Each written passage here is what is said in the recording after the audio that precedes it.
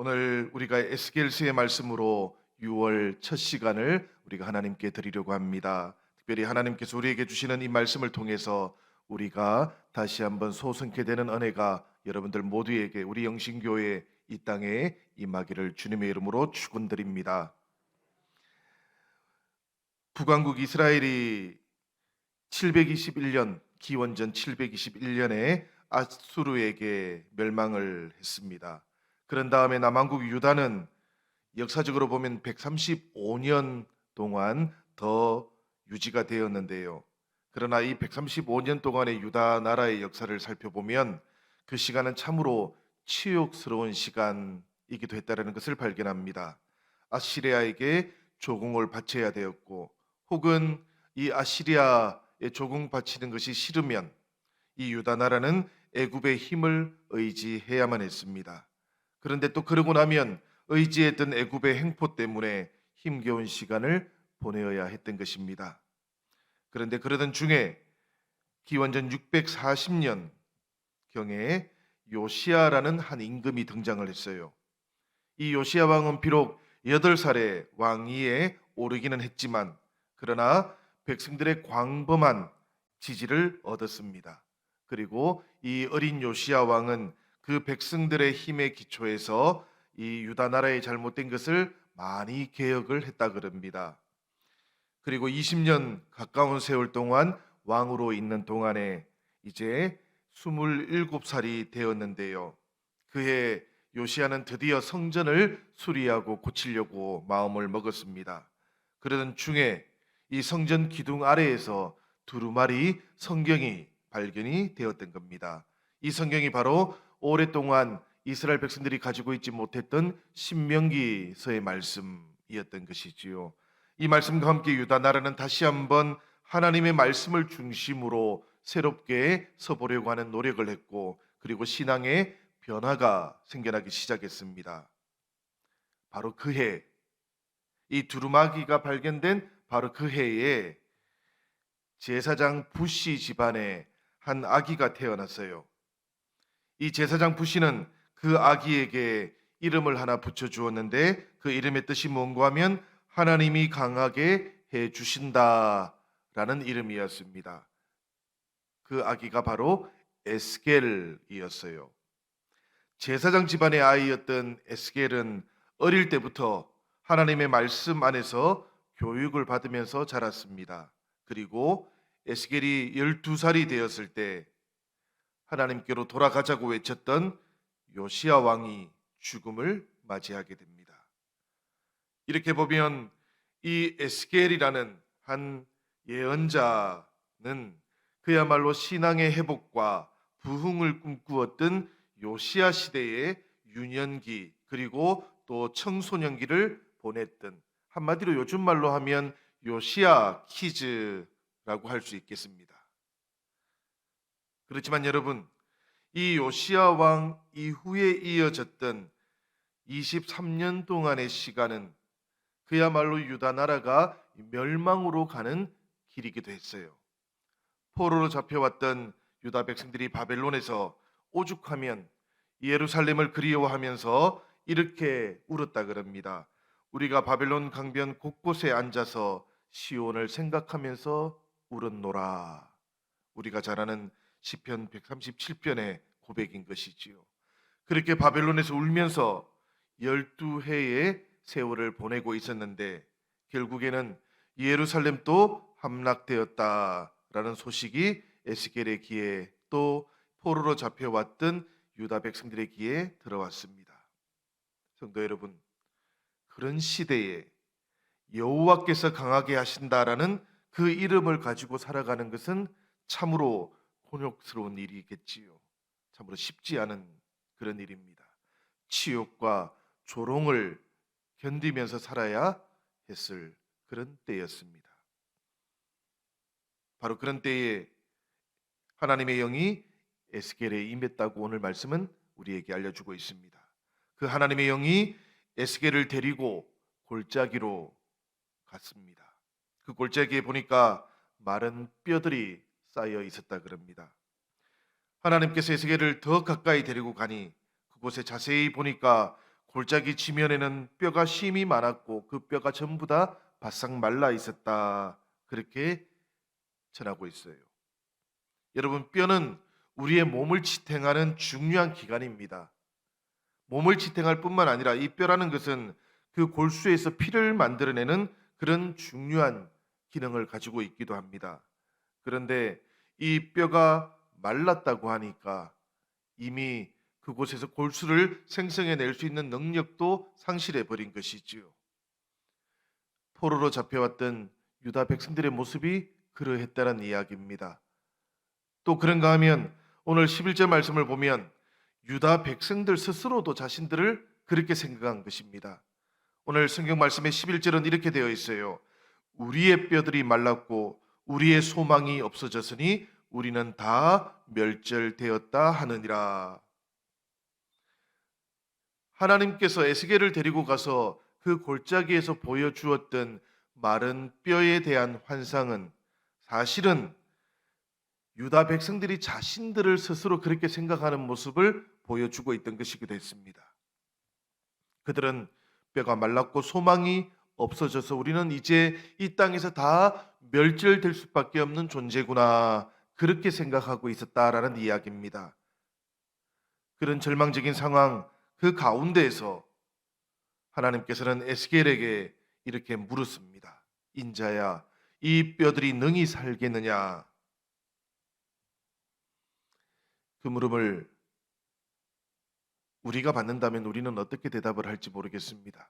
마른 뼈들이 가득 차 있는 골짜기에 우리도 가 있다면, 하나님, 이 마른 뼈들이 살아날 수 있다고요? 우리가 이렇게 되물을지도 모를 그런 상황인데, 오늘 말씀 속에 에스겔은 하나님께 이렇게 대답을 하지요. 주 여호와여, 주님이 아십니다. 이 대답을 보면서 저는 그런 생각을 했습니다. 대답이 참 중요하다. 하나님의 음성이 들려오고 하나님께서 우리에게 때때로 물으실 때 우리가 어떻게 대답하는가 하는 것이 참 중요하다라는 생각을 했습니다. 객관적인 대답이 진실에 가까울 수도 있지요, 여러분. 그러나 그 객관적인 현실에다가 우리들은 끊임없이 하나님을 함께 보태어야 하는 사람들입니다. 하나님께서 함께 할 때 우리의 대답은 어떻게 달라져야 할 것인가를 끊임없이 생각해야 되는 사람들이기도 한 것이지요. 이 뼈들이 다시 살 수 있겠느냐라고 물으실 때 그 대답 가운데 하나님을 향한 소망, 하나님을 향한 신뢰가 있는지 다 드러나는 법입니다, 여러분. 우리가 어떻게 대답하는가에 따라 하나님 앞에서 우리의 하나님을 향한 신뢰도 고스란히 드러나기 마련인 것이지요. 하나님께서 역사하시면 마른 뼈에도 생기가 돋아납니다. 반석에서 샘물이 나고 마른 막대기에서도 새싹이 돋아난다고 성경은 우리에게 말씀하고 있습니다. 하나님이 새 일을 행하시면 광야와 사막에 길이 나고 강이 생긴다고도 합니다. 하나님은 소망이 끊어진 절망적인 상황 가운데에서도 새 역사를 창조하시는 그런 생명의 하나님, 없는 것 속에서도 있게 하시는 하나님이 우리가 믿는 하나님이라는 것도 기억하시기를 바랍니다.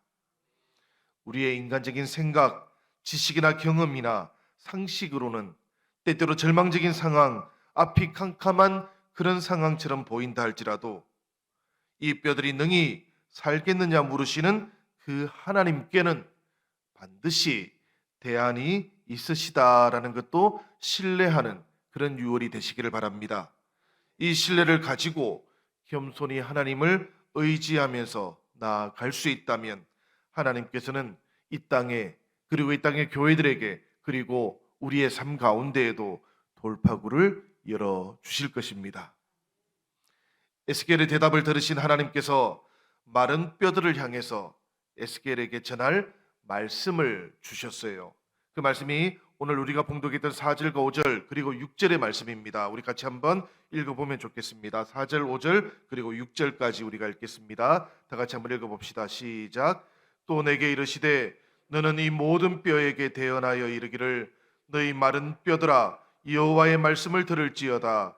주 여호와께서 이 뼈들에게 이같이 말씀하시기를 내가 생기를 너희에게 들어가게 하리니 너희가 살아나리라. 너희 위에 힘줄을 두고 살을 입히고 가죽으로 덮고 너희 속에 생기를 넣으리니 너희가 살아나리라. 또 내가 여호와인 줄 너희가 알리라 하셨다 하라. 아멘. 에스겔은 하나님께서 주셨던 이 말씀을 지체하지 않고 전했습니다. 그리고 놀라운 일이 일어났지요.